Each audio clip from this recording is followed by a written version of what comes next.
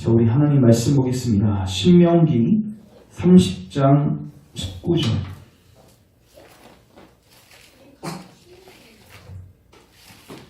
하나님 말씀 신명기 30장입니다. 30장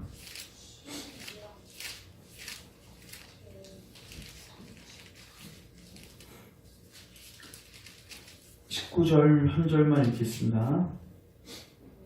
같이 읽겠습니다. 시작. 내가 오늘 하늘과 땅을 불러 너희에게 증거를 삼노라. 내가 생명과 사망과 복과 저주를 내 앞에 두었은즉 너와 네 자손이 살기 위하여 생명을 택하고. 아멘. 자, 기도하겠습니다. 하나님, 오늘도 우리가 주의 음성을 청종하고 순종하기 원하며 그 말씀을 붙들고 또 기도할 수 있기를 원합니다. 이 시간에 지혜와 계시의 영을 우리에게 부어주셔서 주의 말씀을 정확하게 깨닫게 하시고 이해되게 하시고 적용되게 하시고 이제 이 말씀이 우리 삶을 이루게 하시고 우리 교회를 이루게 하시고 특별히 우리 기도를 이루게 하옵소서. 오늘도 주님의 뜻대로 감사하고 기도할 수 있기를 원합니다. 이 말씀 들을 때마다 계속해서 아버지의 마음을 부어주시고 아버지의 행하심과 아버지의 의중과 아버지의 뜻을 이 세대를 향한 아버지의 뜻을 선명하게 비춰주시고 그 뜻대로 기도할 수 있는 우리 모든 교우 될 수 있도록 이 시간 우리와 함께 하옵소서. 예수님의 이름으로 기도합니다. 아멘. 오늘 신명기 30장 19절 말씀을 통해서 하나님의 부흥과 심판이라는 제목을 가지고 주의 말씀을 증거하도록 하겠습니다. 우리가 지금 3번 살폈고요. 이제 오늘 4번째인데 지금까지 한 내용들은 조금 이제 전반적인 내용들이었습니다. 하나님께서는 이 세대 가운데 어떻게 일하시는지 그 패턴을 우리가 살폈고요. 특별히 하나님께서는 당신의 뜻대로 절대 주권을 가지시고 당신의 때에 일을 하시고 특별히 이 일을 위해서 기도자들을 세우시고 이 기도를 통해서 하나님께서 일하시는 것을 우리가 살폈습니다. 특별히 하나님께서 이 기도자들의 기도를 즉각적으로 응답하시는 게 아니라 숨겨진 기간을 두신다는 것을 지난 2시간에 걸쳐서 이사야 54장을 가지고 말씀을 증거했습니다. 그리고 주일에도 요셉의 삶을 통해서 그 부분에 대한 구체적인 적용도 우리가 해봤고요. 그래서 잉태하지 않고 아직 상고의 소리가 들리지 않아도 하나님의 때에 하나님은 그 역사를 태를 여실 것입니다. 그런데 이 기간 동안에 우리가 해야 할 일도 우리가 살펴야 되고 이제 우리가 앞으로 이제 계속 살필 겁니다. 그 이 잉태 기간, 이 상고가 아직 이루어지지 않는 이 숨겨진 기간에 우리가 무엇을 해야 되는가? 핵심을 말씀드리면 이제 이사야 55장의 근거에서 하나님 얼굴을 구하는 것입니다. 하나님을 지속적으로 구하고 하나님을 찾는 게 그래서 그 가운데 하나님께서 당신의 때에 하나님께서 일을 하신다는 것을 우리가 앞으로 이제 살필 것이고 오늘은 무엇을 살필 거냐면요. 이렇게 해서 하나님께서 우리에게 부흥을 주실 때 어떤 현상들이 나타나고 어떤 그러니까 진행 과정들이 어떻게 되는지 이 부분에 대해서 제가 조금 살펴보려고 합니다. 그러니까 하나님께서 성령님을 이제 약속하신 그 타이밍 이제 부어주시면은 분명히 어떤 현상도 나타나고 우리 안에 또 바디들이 나타나게 되는데 그 부분에 대해서 살펴보고자 합니다.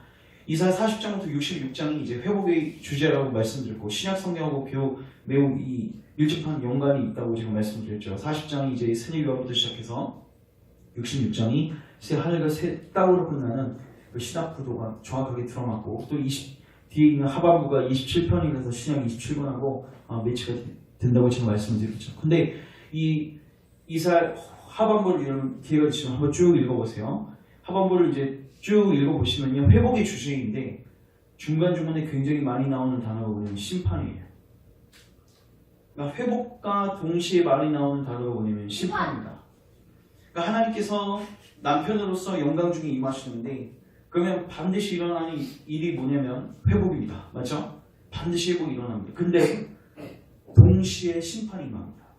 이게 굉장히 아이러니한데 그러니까 하나님이 임재하시는 곳마다 어떤 사람들은 회복되는 역사를 경험하지만 또 어떤 사람들은 하나님 심판을 받는 일들을 경험하게 돼요.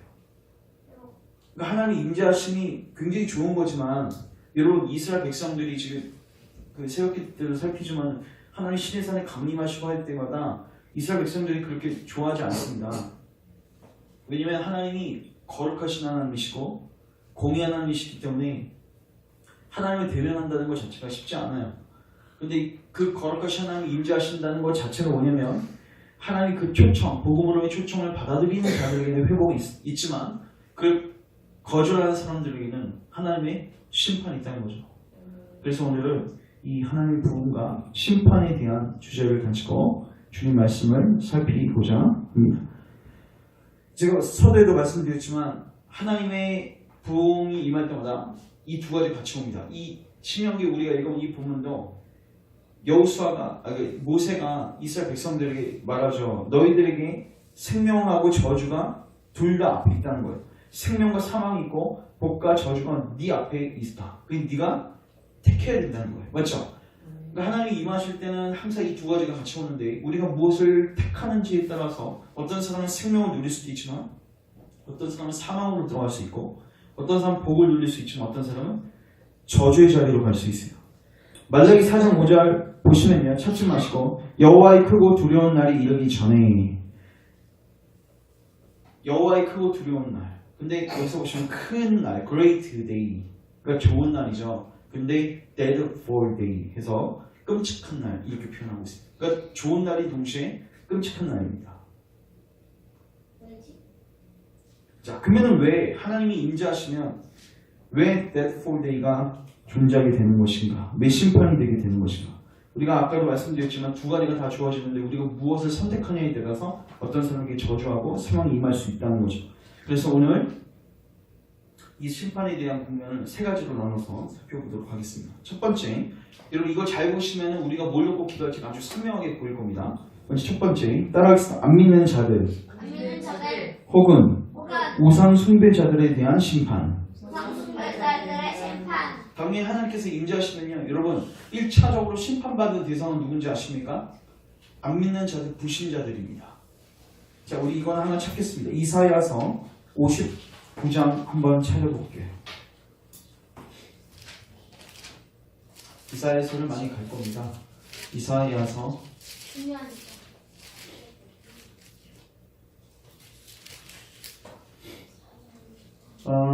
18절부터 볼게요. 17, 18 59장 17, 18 제가 있습니다. 공의를 갑옷으로 삼으시며 구원을 자기의 머리로 싸서 툭으로 삼으시며 보복을 속옷으로 삼으시며 열심을 입어 겉옷으로 삼으시며 여기서 보복, 열심 이 보복하고 열심을 가지시고 뭐 하시는가? 그들의 행위대로 갚으시되 그 원수에게 분노하시고 그 원수에게 보응하시고 섬들에게 보복하실 것이라. 누구에게 보복하실 것이라? 원수들에게. 그리고 섬들에게. 여기서 섬들은 누구를 가리키냐면 민족들하고 나라들을 가리키죠. 여러분 시편 2편 보시면요, 그 메시아 제왕시, 예수님께서 메시아로 그 왕으로서 오시는 부분에 대한 예언시인데 거기 보면요, 민족들이 허사를 경영하면서 하나님과 예원이 조용하세요. 예배 시간 조용하세요. 자, 메시아 제왕시를 보면요, 하나님과 예수 그리스도를 대적하는 민족들을 보여주고 있어요. 이거 하나 찾겠습니다. 우리 시편 2편 잠깐 보시면은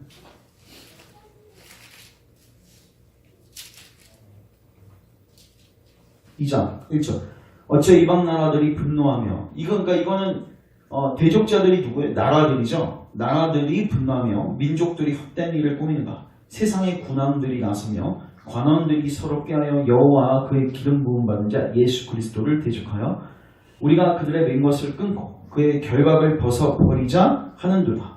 하늘에 계신 이가 웃으시며 주께서 그들을 비웃고 그때 분을 바라며 진노하사 그들을 놀라게 하여 이르시기를. 이렇게 말씀하시죠. 그러니까 하나님께서 임재하셔서 나라와 민족들을 뭐 하실 겁니까? 심판하시는 거죠. 근데요, 찾지 마시고요, 에스겔서 22장 30절 보면요, 하나님이요 이 땅 가운데 내려와서 기이 여기셨대요. 근데 왜 기이 여기셨냐면 멸망하는 저들을 대신하여 하나님께 나올 중재자가 없어서. 이해되세요? 중재자가 뭔지 아시죠? 이스라엘 백성들이 금송아지를 만들고 범죄했을 때 하나님께서 그들을 쓸어버리시고 심판하시려고 했는데 누가 중재하냐면 모세가 중재합니다. 출애굽기 33장 보시면.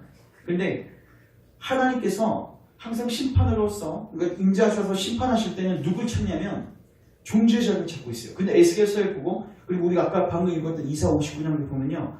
하는 중재자를 찾고 있는데 중재자가 없어요. 그러면 이 우리에게 적용하면 이제 제가 이거 묵상하면서 야 내가 교회를 놓고는 기도를 많이 했고 내가 가족들을 놓고는 기도를 많이 했고 근데 내가 믿지 않는 사람들 불신자들을 놓고 내가 정말 기도했는가? 여러분 그 조나단 에드워즈가 로스앰프턴에서 그 부흥을 일으킨 거를 미국에 있었던 제1차 대각성 운동이라고 하거든요. 그때는 하나님께서 누굴 쓰셨냐면 조나단 에드워즈고 무디 같은 설교자들을 쓰셨습니다. 그리고 몇 년 지난 다음에 제2차 대각성이 일어나게 되는데 그때는 하나님께서 특별한 사역자들을 세우지 않습니다. 그럼 어떻게 일하시는가? 그 뉴욕에서요. 잠시 기도 모임이 이제 시작됐고요. 사람들이 거기서 이제 기도 운동을 일으키기 시작했고요.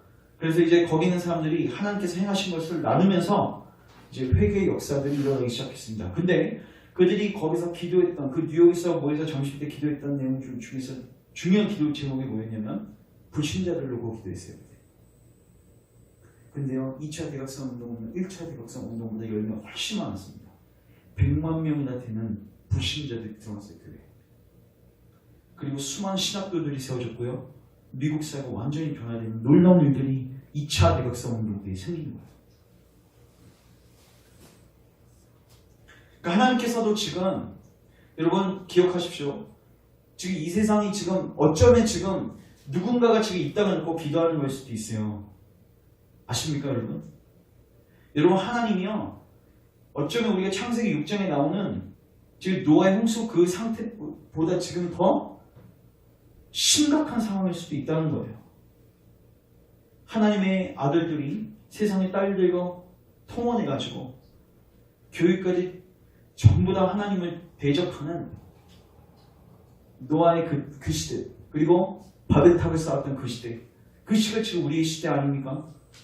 근데 왜 세상은 지금 왜 평안한 것 같고 왜 우리의 삶은 안정적인 것 같은가? 어쩌면 하나님이 지금 누군가의 기도를 들으셔서 지금 붙들고 계신 거예요. 근데 중요한 거는 이제는 우리도 이 부분을 놓고 기도해야 한다는 거예요.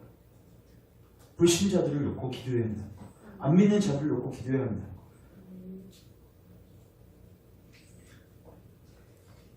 결국 하나님께서 이 무리들이 늘어나고 그리고 특별히 중재자가 없을 경우에는 하나님 어떻게 하십니까? 임재하시고 심판으로서 그를 치실 겁니다. 그걸 꼭 기억하셔야 합니다. 자 이제 두 번째 하나님의 심판이 누구에게 있는가? 자 이사야 56장 한번 가보십시오. 이사야 56장 저하고 관련된 얘기인데 9절부터 12절 이사 56장 9절부터 12절 제목이 뭐라고 되어 있습니까? 몰 지각한 목자들. 여러분 지금 계속 이사야 살피고 있죠? 이사야는 그 하나님께서 예수님 시대 때뿐만 아니라 예수님 이후에 그 교회 시대 때를 뭐하는 거예요? 예언해 주신 거죠? 맞죠? 회복도 예언하시지만 그 시대의 상도 예언하시고 그들을 심판하시는 그 심판의 모습도 예언하시는 겁니다. 자 근데 주님의 심판이 누구에게 임할 것인가? 몰 지각한 목자들. 자 9절부터 들의 모든 짐승들아 숲 가운데의 모든 짐승들아 와서 먹으라. 누굴 먹으래요? 목자들을 잡아먹으라는 거예요. 이스라엘의 파수꾼들은 메인이요. 다 무지하고. 자, 파수꾼들은 뭐하는 역할이 있습니까? 적들이 침입하면 알려줘야 되고 또 아군의 전력이면 그거를 확인해줘야 하는 임무가 있는 거죠. 오늘날로 치면 하나님 행하심을 보고 성도들에게 알려줘야 되고 그리고 사탄의 전략과 괴계에 대해서 유혹에 대해서 알려줘야 할 책임이 있는 거죠. 이게 파수꾼들이 할 일인데 그들은 메인이요. 전혀 보지 못해요. 그리고 무지하고 벙어리 개들이다. 이 개가 해야 하는 중요한 역할이 뭡니까? 짖어야죠. 근데 짖지 못하는 게 이사 56장 앞부분에 보면요. 이사야는요. 짖는 개였고요. 그들은 짖지 못하는 개였어요. 거짓 선지자. 짖지 못하며 다 꿈꾸는 자들이요. 자, 그럼 왜 짖지 못하는지 잘 보십시오. 꿈꾸고 누워있고 잠자기를 좋아하고 이 개들은 탐욕이 심하여 족한 줄을 알지 못하는 자들이요 그들은 뭘 지각한 목자들이다. 다 제 길로 들어가면 인본주의에 빠져있고 사람마다 자기 이익만 추구해 자기 탐욕대로 사역을 하고 오라 내가 포도주를 가져오리라 우리가 독주를 잔뜩 마시자 내일도 오늘같이 크게 넘치리라 하느니라.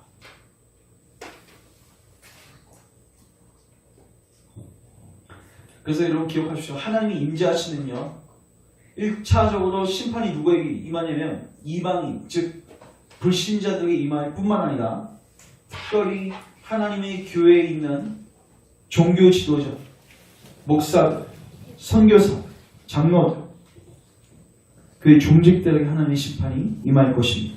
여러분 예수님이 임하셨을 때 여러분 예수님 임하셨을 때 사실 그 땅 가운데 심판이 임했어요? 안 임했어요?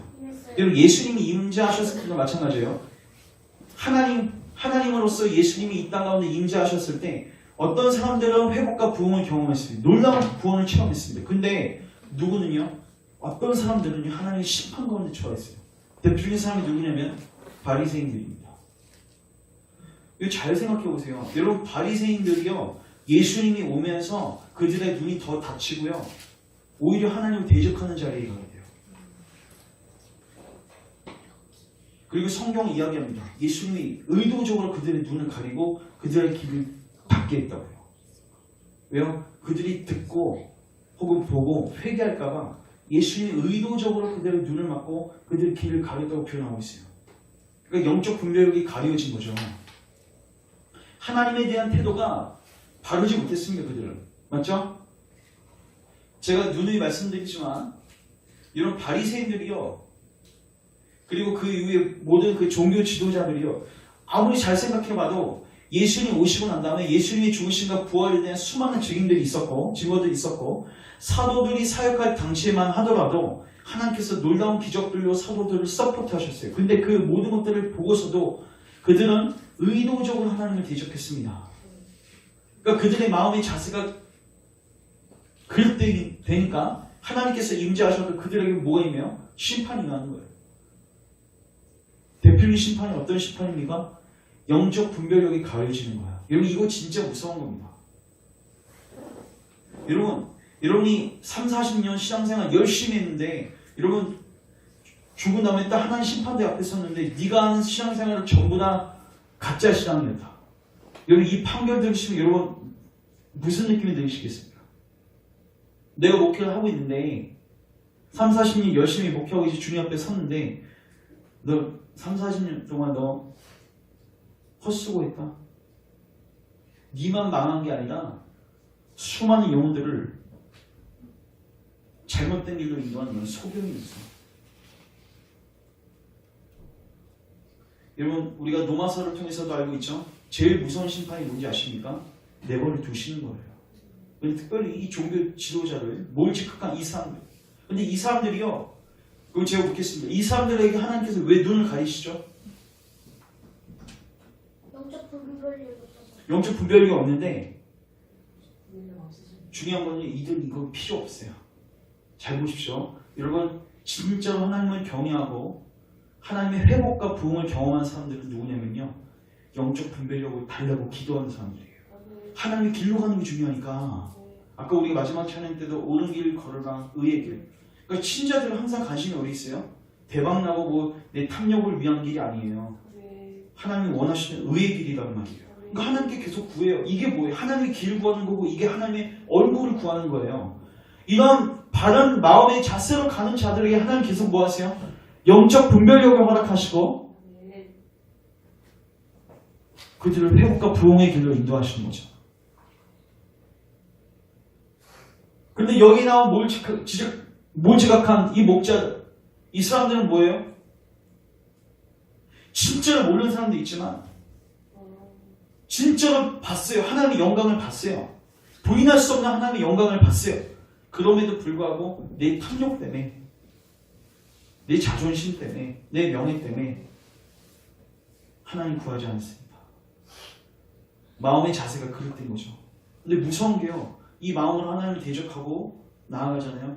그러면 이 영적 분별력이 다쳐요. 로마서 표현대로 하면 하는 그들의 마음을 그냥 상실한 마음대로 내버려 두십니다. 여러분 정말 이거 비참한 겁니다. 여러분 그 이사야 55장 한번 가보세요. 바로 앞에 있습니다. 이게 제가 기회가 되면 나중에 나누겠지만은 6절 같이 한번 읽겠습니다. 시작. 너희는 여호와를 만날 만할 때에 찾으라. 가까이 계실 때에 그를 부르다. 그럼 하나님께서 7절 마지막에 너 그렇게 뭐 하시리라? 용서하시리라. 그 제가 묻겠습니다. 용서받을 수 있는 방법은 뭐 있어요? 하나님을 찾고 하나님을 부르면 되죠? 그런데 중요한 거는요. 찾고 부르는 게 쉬운 것 같습니까 여러분? 누구만 찾고 부를 수 있냐면 1절 오라 너희 모름 목마른 자들아. 갈증이 있는 자들이에요.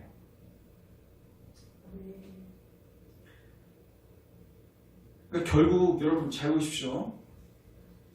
이게 바로 하나님의 심판이 저주받으신 영이 목마른 게 전혀 없어요. 갈증이 전혀 없어요.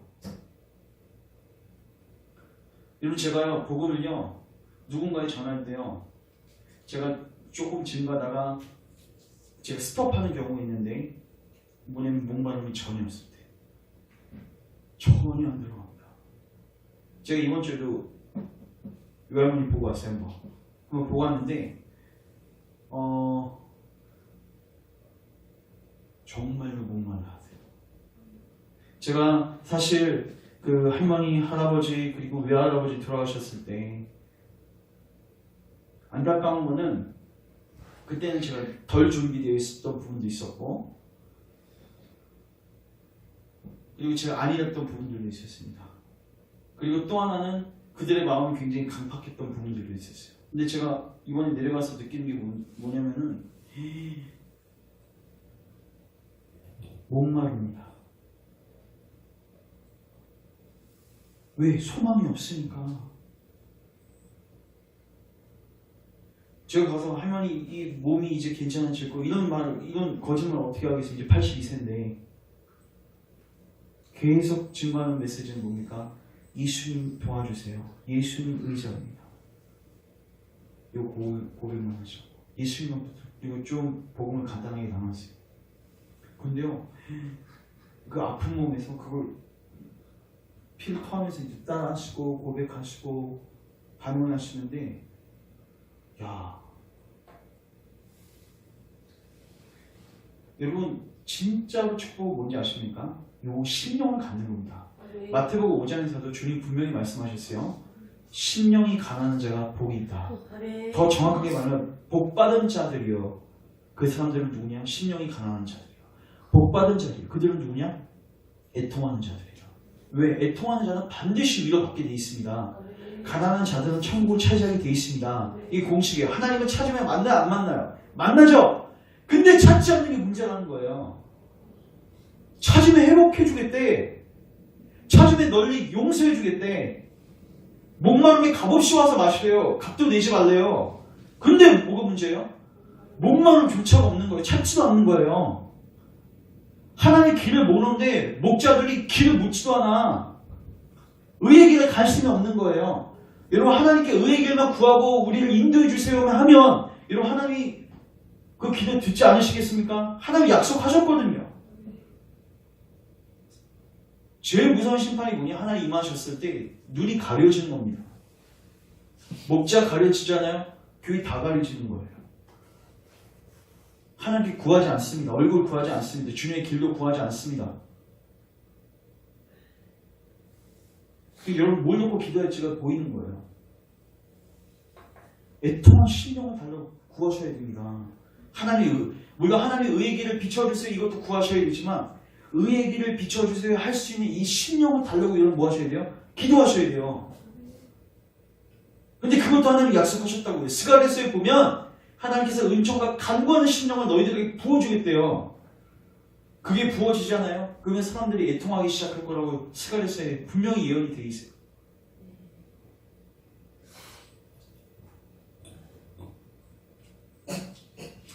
세 번째, 따라하겠습니다. 하나님의 초청을 거부한 자들. 하나님 임재하시면요 심판받는 이제 세 종류의 심판이 있는데 첫 번째는 불신자, 당연히 하나님 대적하니까 당연히 심판하죠.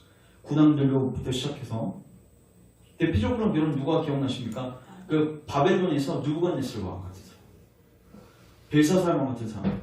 우리 하나님이 항상 심판하시지는 않습니다. 그렇다면 이제 역사가 남아나지 않습니다. 하나님 고른 언약 때문에 그냥 지금 이 정도 유지되는 거예요. 그러나 하나님이 이거 안 되겠다 싶으면 우리 창세기 6장에서도 봤잖아요. 바벨탑 사건에서도 봤잖아요. 하나님 안 되겠다 싶으면 어떻게 해요? 방문하시는 거예요. 근데 이 방문하는 사건이 노아한테는 회복과 부흥의 사건이지만 다른 사람들한테 무슨 사건이에요? 심판이에요. 슬프시죠? 이게 전쟁으로 올 수도 있고요. 여러분 인도네시아 있잖아요. 20세기 인도네시아에 부흥이 왔거든요. 여러분들 근데 이런 부흥 온 다음에 바로 어떻게 된지 아십니까? 그 나라 공산주의 됐습니다. 공산화 됐다고요. 그래서 이거를 어떻게 해석하시는 분이 계시냐면 하나님께서 공산화가 와서 종교적 핍박이 있을 걸 아시고 교회를 준비시키기 위해서 부흥을 부으셨다. 이렇게 해석하시는 분도 계시고 이것도 저는 맞다고 봅니다. 그럼 또 하나 하나님 부흥으로서 임하셨는데 사람들이 어떻게 해요? 반응하지 않는 거예요. 하나님의 초청에 거절하는 거예요. 그래서 거기에 대한 심판으로서 하나님께서 그 자리를 인정하셨다. 여러분 예수님 오셨을 때요. 예수님 초청하셨죠. 다 수고하고 무거운 짐진 자들 다 나에게로 오라 오라 오라. 이사 55장에 있는 이 메시지를 주님이 하셨어요. 목마른 자들은 나에게 와라. 값도 없이 내게 와서 먹고 마셔라. 근데 여러분 예수님 초청하셨을 때 마태복음 11장 보면요. 그들이 어떻게 반응하는지 아십니까? 마태복음 11장 한번 가보세요.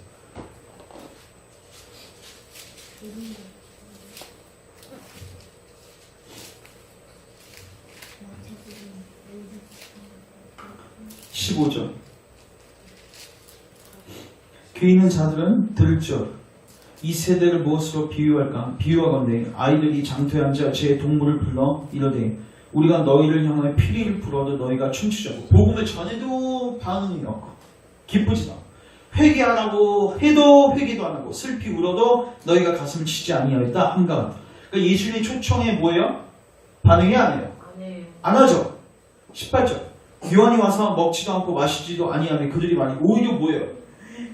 적대적으로 대해요. 귀신 들렸네. 여러분 이거 세례 요한한테만 그랬습니까? 12장에 보면요 예수님 바알셉을 짚혔다고 또 나오잖아요.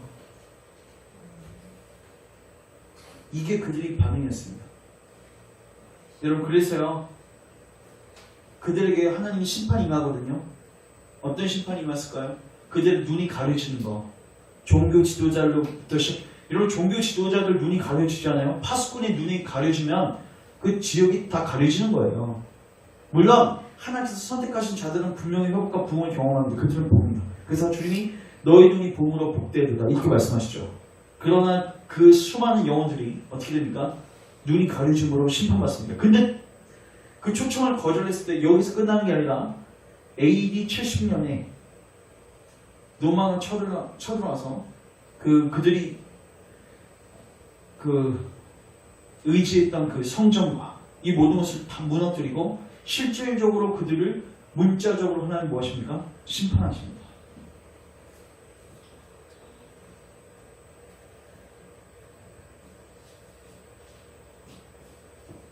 그래서 여러분 이거 잘 기억하셔야 돼요.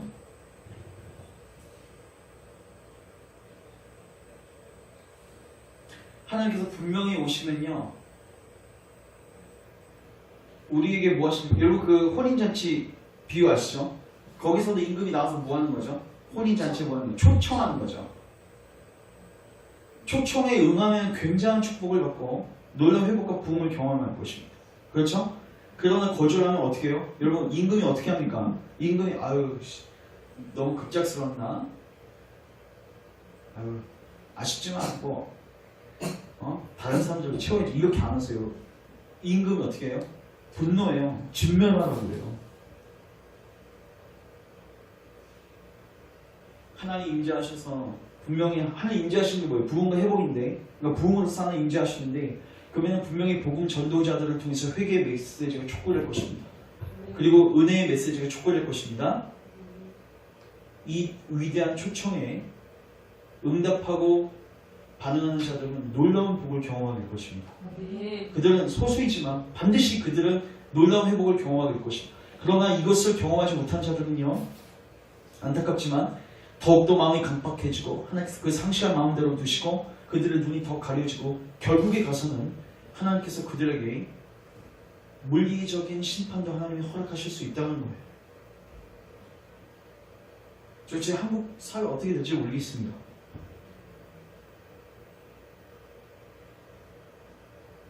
여러분, 이스라엘 백성들 왜 바벨론 포로로 잡혀갔습니까? 물론 하나님의 뜻이죠.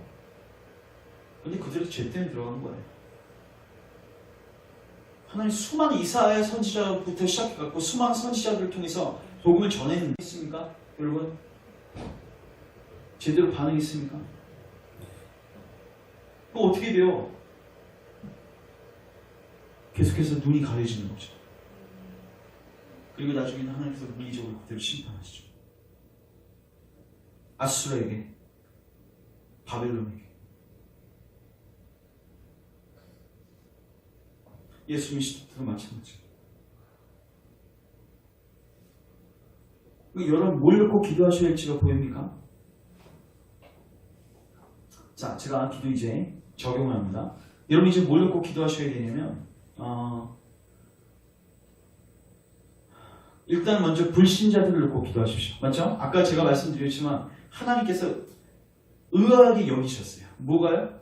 중재자를 찾고 싶은데, 그러니까 하나님도 심판하러 내려오시지만 하나님 심판하고 싶겠습니까? 구원하고 싶겠습니까? 구원하고 싶죠. 근데 중재자가 없어.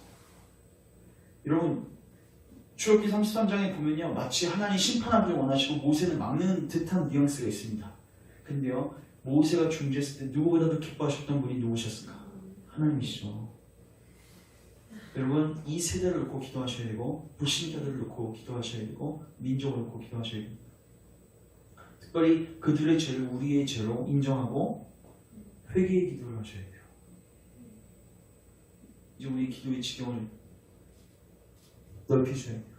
일단 두 번째, 종교 지도자들을 놓고 기도하십시오. 왜냐하면 여러분들이 봐야 되는 게 축복이에요. 맞죠? 예수님도 분명히 말씀하셨어요. 너희들의 눈은 무함으로 보험으로 복되도다. 근데 여러분 보시려면 누가 봐야 돼 먼저? 그걸 주는 목자들이 봐야죠. 저를 놓고 기도하셔야 되고 한국교회에 있는 수많은 목사님들을 놓고 기도하셔야 됩니다. 여러분 그들이 가려지면요, 여러분 다 끝장나는 거예요. 여러분들 그 하나님 앞에 섰을 때, 저 목자가 날 이상한 데로 이끌어서 같이 여기 들어왔는데요. 책임 회피가 안 된다고. 이게 다 같이 망하는 거예요. 그건. 그래서 여러분 종교 지도자들, 목사님들, 특별히 말씀을 가르치는 자들을 놓고 기도하십시오. 무엇을 놓고 기도하셔야 됩니까? 이 세대를 분별할 수 있고 하나님의 행하심을 볼 수 있고 하나님의 뜻이 어디인지를 정확하게 보고 파수꾼 역할을 할 수 있는. 지져야죠. 지져야 됩니다. 벙어리기가 아니라 지질 수 있도록 기도하셔야 돼요. 이제 찾지는 않겠지만 이사 56장 1절을 보면요, 이사야는 지졌어요. 근데 특별히 뭘 지졌냐면 그들의 죄를 지적했어요.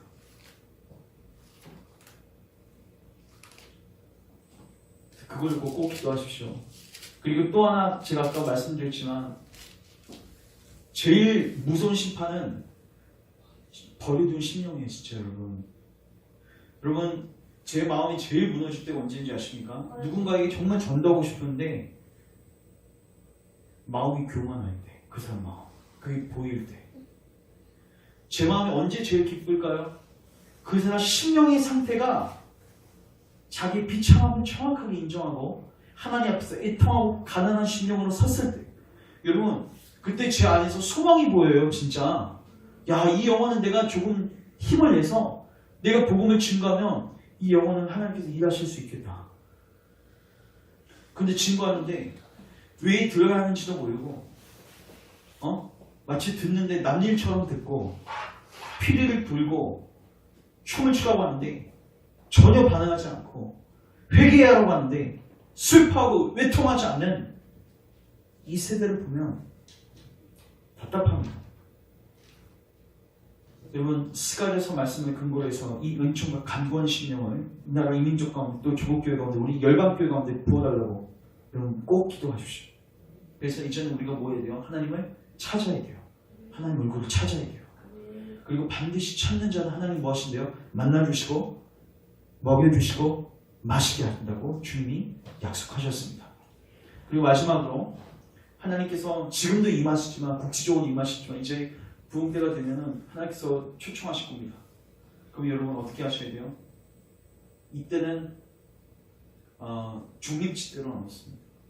택해 복을 택하든 저주를 택하든 생명을 택하든 사망을 택하든 선택길이 오게 될 것입니다. 만약에 이게 애매모호한 중립지대에 계속 있으면 하나님이 중립지대에 못 있도록 하나님께서 핍박을 주실 수도 있어요. 하나님 복음의 초청에 우리가 합당하게 반응할 수 있도록 기도하셔야 되고, 특별히 지금 조국교회 상황을 놓고 여러분들 기도하십시오. 어떻게 될지 모르겠습니다. 아까 인도네시아 제가 글을 딱 읽는데 섬뜩하더라고요. 근데 우리나라도 가능성이 있습니다.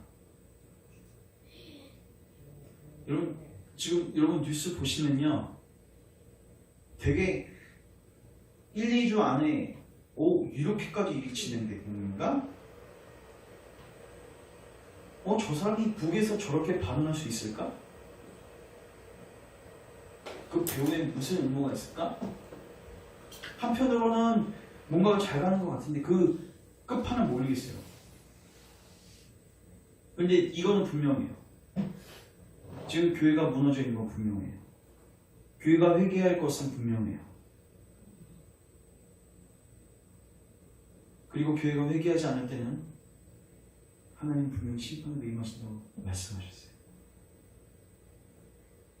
기도하셔야 합니다. 그러나 기억하십시오.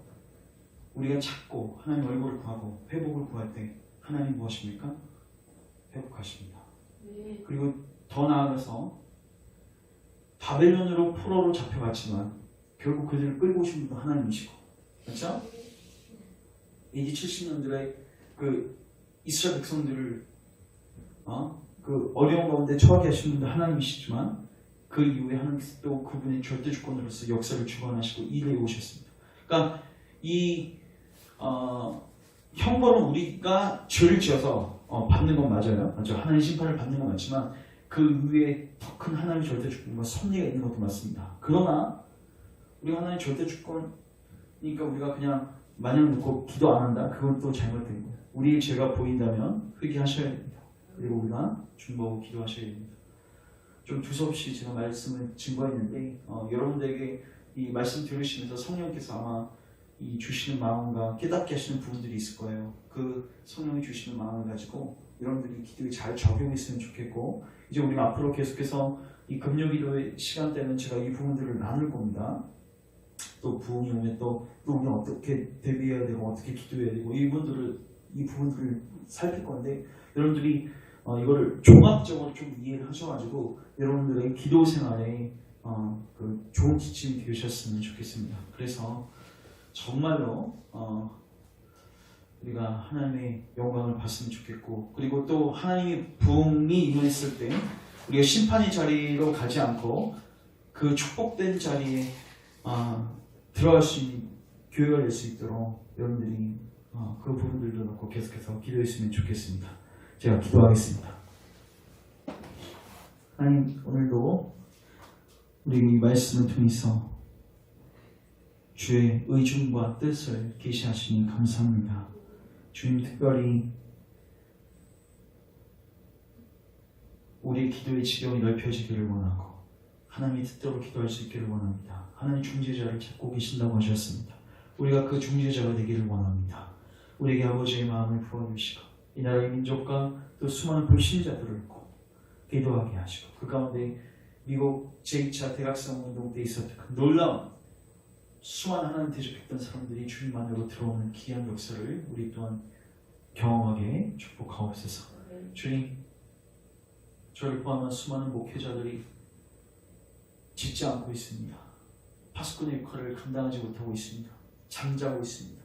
주님, 우리의 죄악을 용서하시고 이제 목회자들의 눈을 열어 주옵소서. 주님, 너의 눈이 봄으로 복되도다 하신 주님, 우리가 보기 원합니다. 하나님의 행하심을 보기 원하고 사단의 계획을 보기 원하고 우리가 나아갈 길을 보기 원합니다. 주님, 우리를 가르쳐 주시고 우리가 이건 멸망의 길로 가지 않도록 우리를 지도하여 주시옵소서. 특별히 하나님, 우리의 심령이 너무나도 메말라 있습니다. 목마르지도 않고 배고픔도 못 느끼는 문둥병 같은 우리의 상태를 우리가 인정하고 주님께 올려드립니다. 주님, 우리를 불쌍히 여겨주시고 우리에게 주님 애통하는 심령, 하나님의 얼굴을 구하는 심령, 주님을 찾는 자리로 우리를 인도하여 주시옵소서. 갈급한 심령이 우리 가운데 있기를 원합니다. 주님이 약속하셨습니다. 내가 은총과 간구하는 심령을 부어주겠노라. 주님, 우리에게 가장 필요한 거 간구하는 심령입니다. 그 심령 부어주셔서 우리가 때를 얻든지 뭘 얻든지 계속해서 주님의 얼굴을 구하고 찾고 구하는 가운데 하나님의 회복과 부흥의 역사를 경험하게 하옵소서. 우리 중보기도의 머리로 세워주셨사오니 우리 모두에게 이 간구하는 마음을 더욱더 부어주시옵소서. 하나님, 이제 오늘부터 더더욱 우리가 아버지의 마음을 가지고 또 성경의 근거에서 바르게 기도할 수 있기를 원합니다. 우리 중보기도할 때 우리를 통제하시고 우리를 다스리시고 주님의 뜻대로 기도하게 도와주시옵소서. 주님의 영광을 드러내옵소서. 예수님의 이름으로 기도합니다. 아멘.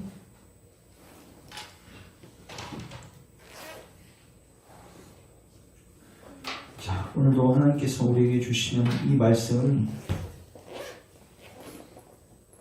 생각하시